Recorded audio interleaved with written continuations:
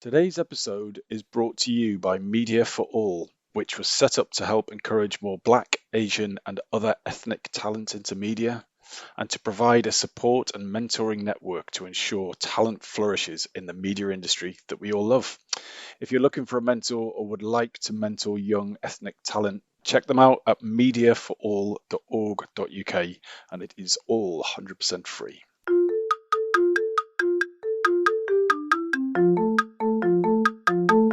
Hello and welcome to the Shiny New Object podcast. My name is Tom Ollerton. I'm the founder of Automated Creative, and this is a podcast about the future of advertising, the future of marketing, I normally say. Well, anyway, that's a bit of a change for this week. I'm on a call with Michelle Webb, who is commercial director at NFL. Michelle, for those of the audience who don't know who you are and what you do, could you give us a bit of an overview? Absolutely, I can. Thanks for having me first, Tom. So as Tom says, I am commercial director at the NFL.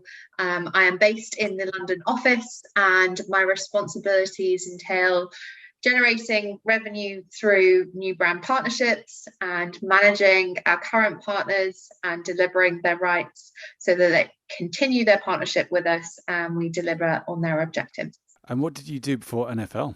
So I've been with the NFL 4 years. If I start from graduation, and I won't go through the minute detail of my career history. Not every day, I do. I actually started a sports marketing agency, spent a few years at Octagon, and it was great experience. I got involved with a number of different accounts and really kind of got my foot in the door. And then went on to work for British Athletics in their sponsorship team, delivering the rights from a partner management standpoint. And then in 2010, I had an incredible opportunity to go and work for the British Olympic Association and Team GB, and spent 7 amazing years at that organisation with incredible athletes, and had a very fortunate experience of being part of the London 2012 home games, and then a winter games in Russia at Sochi, and then finished my tenure there in Rio with the Summer Olympic Games, where Team GB finished second in the medal table. And I felt like I did the whole cycle. So then it was on to pastures new, and I wanted a bit more global experience, and the NFL had an opportunity, and I was very lucky to find my position there and have been there for the last 4 years. So what's next? What you kind of sports marketing tech? Surely that's pretty much all of the big jobs done, isn't it? It's pretty lucky. Like, I've done Super Bowls and Olympics. They are definitely up there in the bucket list, but I am sure there are more on the horizon, and one day I'll get to experience them too. So in that enviable sports marketing career, what has been the best investment of your time, money, or energy? I would say throughout all of that, the most important thing for me is the team. And investing time in people is something that I am incredibly passionate about. The BOA, my time at the BOA with Team GB, it felt like a family. And so experiencing those amazing Olympic Games, summer and winter, it didn't feel like work. It felt like we were achieving something in like a united front. And even at the NFL, I invest a lot of time in ensuring that I have a really solid team, and we trust one another. We work well with one another. It's very important from my standpoint that we're communicating, we're over communicating, and not just as a team, but across the business, because if you're communicating well, then things don't fall through the cracks, and you achieve so much more.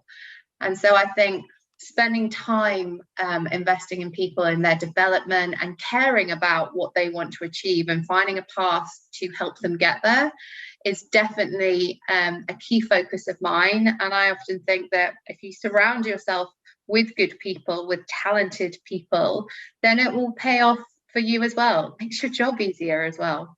So I'd like to know more about this feeling like a family thing. Sounds lovely. And is it just because it was Team GB? Because the actual product itself is kind of an extended family in some way, I'm imagining. Or is it your genius management style? I would love my team to be on this call, and hopefully they would all say the genius management style. I think it's a bit of a mix, if I'm honest. I I think investing time in people is really, really important from a personal level and a professional level. And you get the best out of people when you do that and you feel comfortable opening up and sharing experiences and letting people know what you're struggling with or where you need help. It's not a weakness. It should never be seen as a weakness. I actually see it as a position of strength. And you are putting your hand up and just saying, I either need a bit of help or I need some more experience, or knowing what you want to achieve and feeling comfortable and confident enough to get there are all really, really good traits in my opinion and in my experience. And I think it generally makes your life easier. People can often say that when you're working, it's very much just getting the job done and ticking a box. But if you invest time in people, then it becomes more enjoyable, and you get the best out of them. And with my team at the NFL, I would hope that they would all agree that they are all people that I would absolutely go for a drink with or go for a meal with and feel comfortable doing it. There isn't any degree of awkwardness with that. And I think that's how we have a really solid team ethos. We trust one another, and that translates into business, and we get the most out of them. And so I think it's really, really important. So if someone's listening to this podcast and they would love to follow in your footsteps, but they're very new to the game, they've just graduated from Lockdown University or other, how would you suggest they get into the game and impress someone like you in your position? I think they can capitalize on the time that we all have at home. It's been quite a surreal experience, lockdown for everyone. But one of the things that I think we are able to have more access to is people and their time. Like, I don't know what you found, but I definitely have felt that it's easier to get meetings with people. And I am one of those people that if someone messages me on LinkedIn, I will always try and do my best to reply to them, whether it's thanks but no thanks, or not right now, or can I get back to you. I think it's just courtesy to get back to people. If they've invested in messaging you, then you should try and find time if you do have availability. So I think networking would be one of my main advice to anyone graduating. Use a network, get yourself out there, be noticed. And then the other thing is just gaining more experience, and volunteering is really important because it shows you're passionate and you are invested in the industry that you want to get into. And that stands out because a degree is fantastic, and it's something to hang your hat on. But if you've got experience alongside that, that will immediately make you stand out from the crowd. So my two tips are networking and getting some on the ground experience in the field that you're passionate about. And help that same person understand how the networking bit would work. Because if you're a student and you're just wanting to get ahead, like, how would you approach someone at your level of seniority?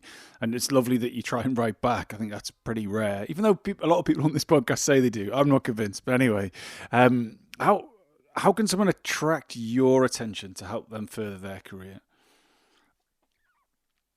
And I think the volunteering thing's lovely and a great bit of advice, but I mean, more practically, what catches your eye? In its basic format, Tom, I think having a CV that isn't just a piece of paper with text on it, in a very old school traditional format, isn't something that demonstrates that you're creative, that you've given much thought to it. So in its basic format, making sure your CV stands out, and then being creative in how you as a person want to stand out.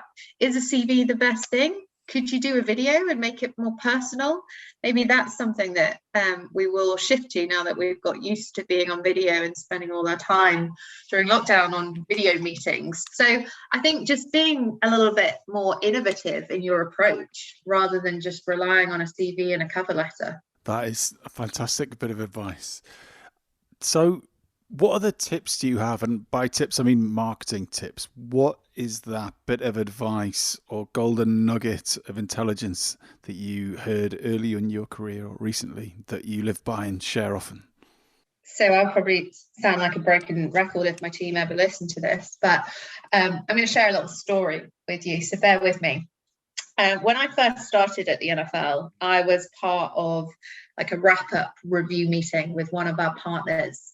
And I just listened in on this meeting because it was one of the first ones, and I didn't really have much to say because I hadn't been part of this season. So I just listened in. And the team did a really good job in terms of sharing our successes and all of the big numbers. And it sounded really, really impressive. Until the MD of this partner turned around and she said 2 words to us. And those 2 words have stuck with me, and they are, so what? And I think if you really think about that, it can transcend into so many different avenues. But for us, it was a bit of a wake-up call. And now I use that a lot with the team and across the business. It's great that we had record numbers watching the Super Bowl in the UK this year. But my response is, so what? What does that actually mean? And from a commercial perspective, through a brand lens, it's like, well, how does that impact that brand? How does it impact us as the NFL? But also if a brand is involved in the broadcast, for example, how does it impact them? And how can that relate back to delivering upon their objectives? Because giving them a good number, let's say for argument's sake, 30 million people watched it. That's a really good number, but what does that actually mean? How many new people watched it? Let's dissect that and segment that audience data a little bit more so we can really get under the nuts and bolts and deliver something that meets their target audience. And then you can hopefully say, well, it reached this new audience, which is an audience that you want to engage with. And hopefully we can do something with that new audience to retarget them to deliver some benefit back to you, be it sales or promotion, things like that. So questioning everything with, so what? What does that mean? Why does that matter? Is something that I have taken from the very first meeting that I joined at the NFL over 4 years ago, and is something that I think is really, really important to reiterate to any conversation moving forward. So when was the last time someone said it to you? That's a very good question. It's probably my husband, if I'm honest. Probably less work related. It's like, so what? Why do I need to do that right now? But I can't remember the last time I've been asked it in a business context.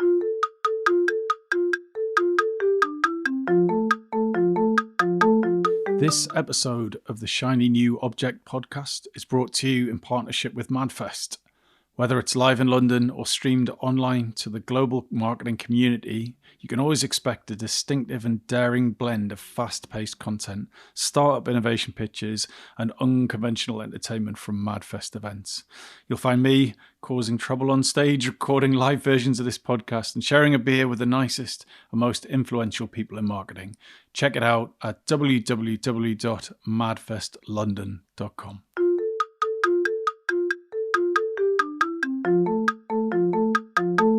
We'll move on to your shiny new object, which sounds fascinating.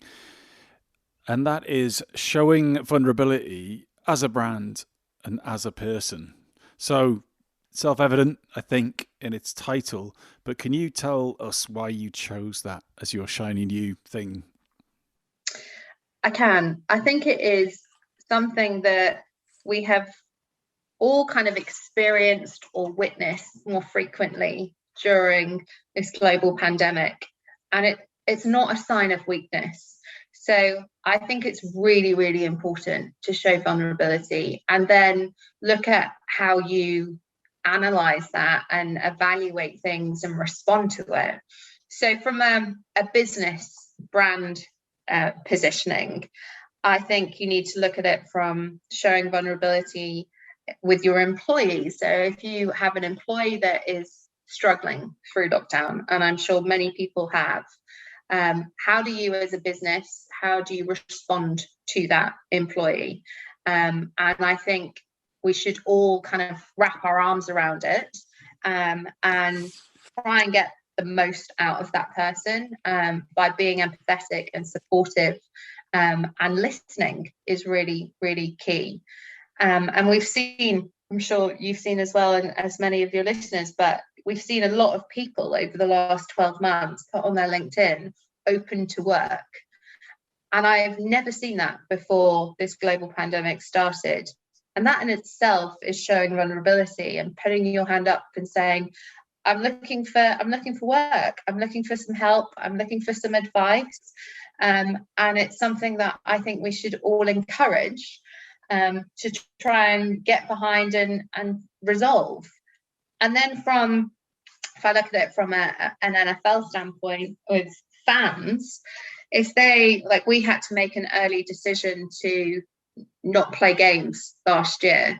And that's not something the NFL is used to doing. And we went pretty early with that because we always want to be the first to do things. But now, 12 months later, and we're assessing the environment again, what we want to do is be empathetic to our fans and position ourselves as a business that either retains those fans and looking at strategies to retain those fans, and then also reward those fans for their continued fandom and avidity towards our brand, and doing a lot of research and insights into what their passion points are and how we can appease them and how we can support them through these times when they're probably being vulnerable as well and going through their own struggles. So how can we make things a little bit easier for them and for others? And I think that's a tact that a lot of brands will be successful in if they do show a more either vulnerable side to them and are open and transparent about what they're dealing with. Or the other side of it is, okay, taking a snapshot of the environment today. If you're an FMCG brand, like how are you going to reward or retain consumers and appeal to them in this time, which has been incredibly difficult for many?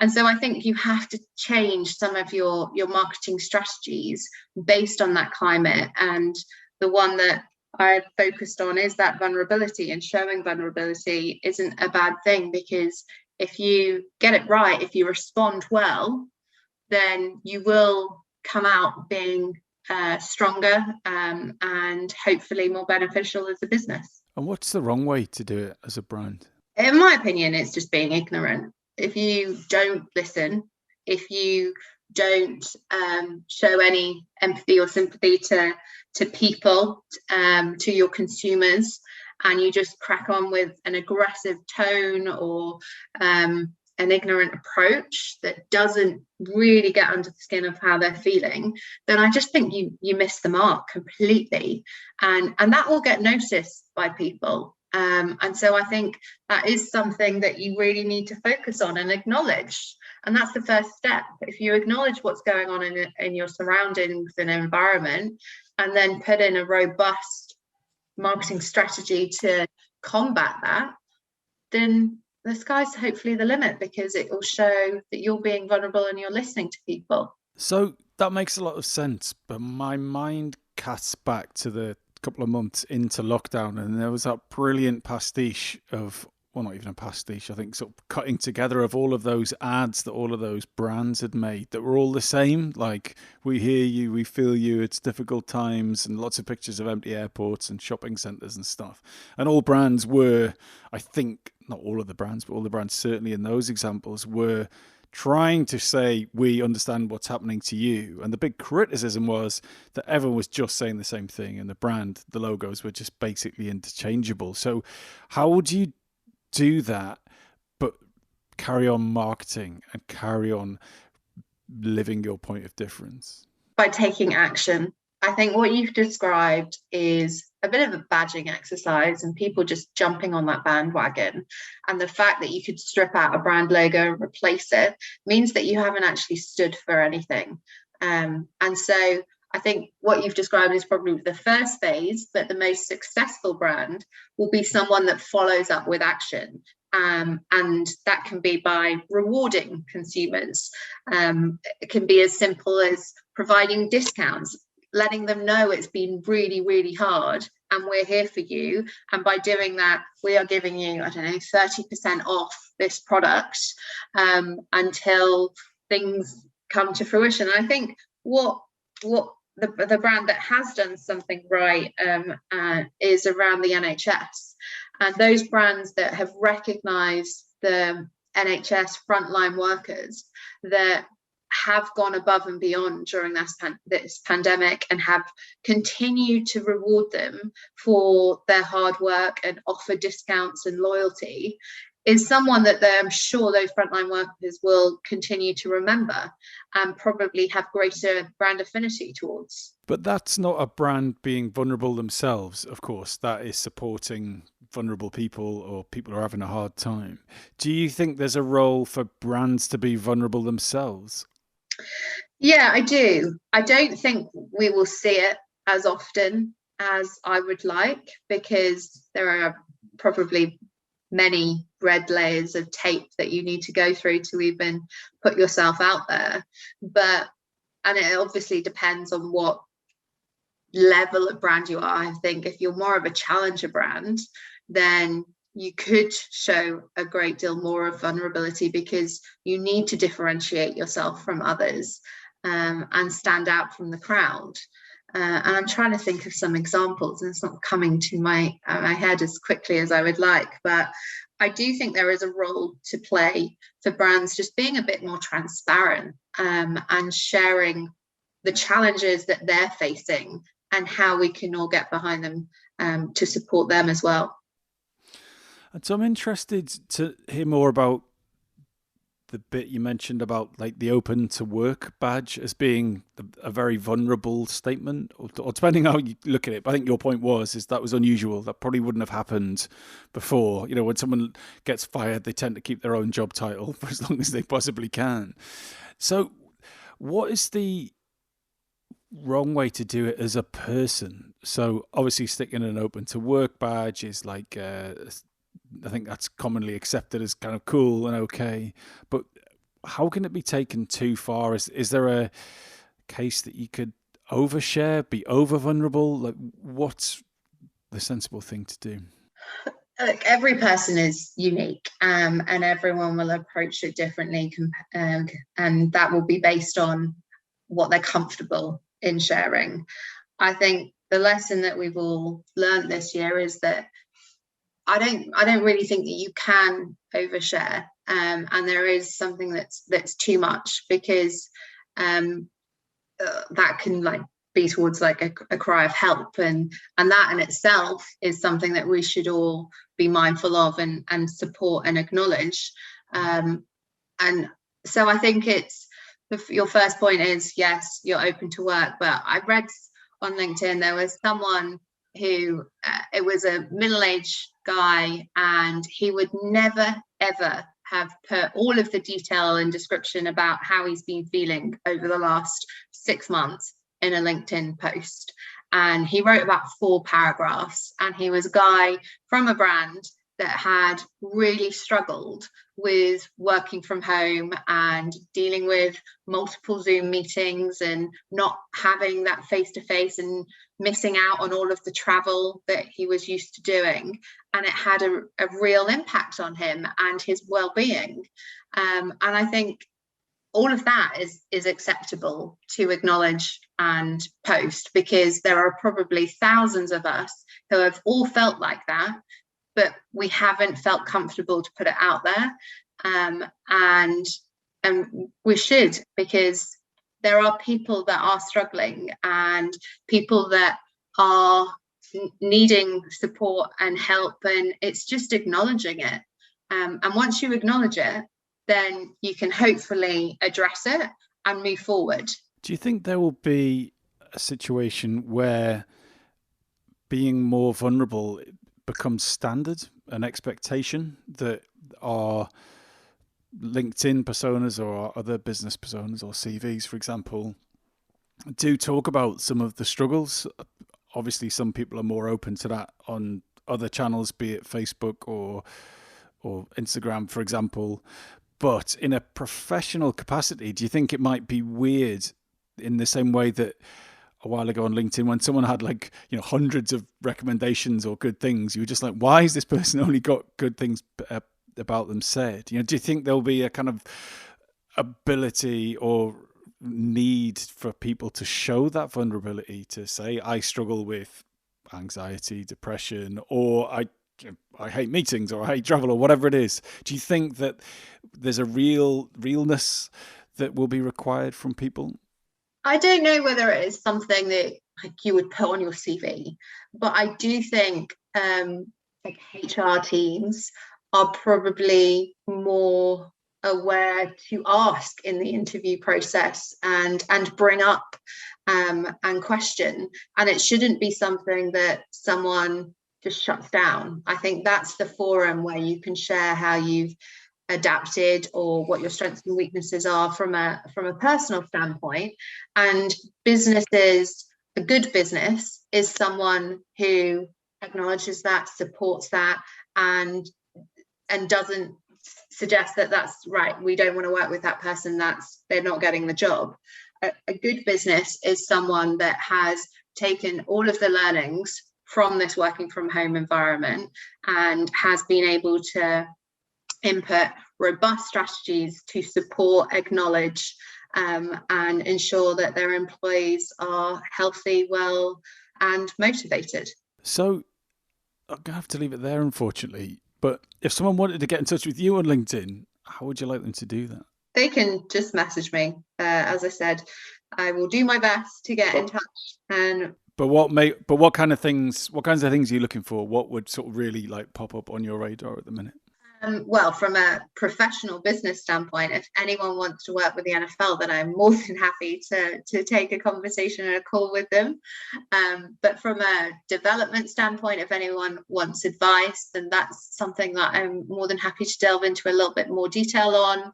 And if for those students or anyone that's looking to get into the industry, then I'm happy to share some of the sponsorship 101s and commercial plans that might be beneficial for them to learn from.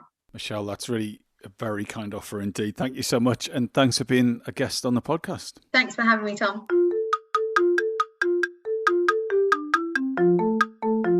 Hi, just before you go, I'd really appreciate it if you could take the time to write a review of the Shiny New Object podcast on Apple Podcasts or iTunes, whatever it's called these days, or whichever podcast provider you use. We're an indie podcast, so it would go a long way for us if you could just share the word and give us a bit of a support on those channels. That would just be fantastic. If you haven't got time, that's also cool. And yeah, if you could tell your colleagues about the podcast, and also, if possible, don't forget to subscribe. And I'd love to hear your feedback. If you'd like to speak on the podcast or be a guest, or you think I'm asking the wrong questions, anything, I'd be super interested to hear what you think. So please email me at tom@automatedcreative.net. That's TOM at, I'm not going to bother spelling it. Anyway, you'll work it out. Thanks so much.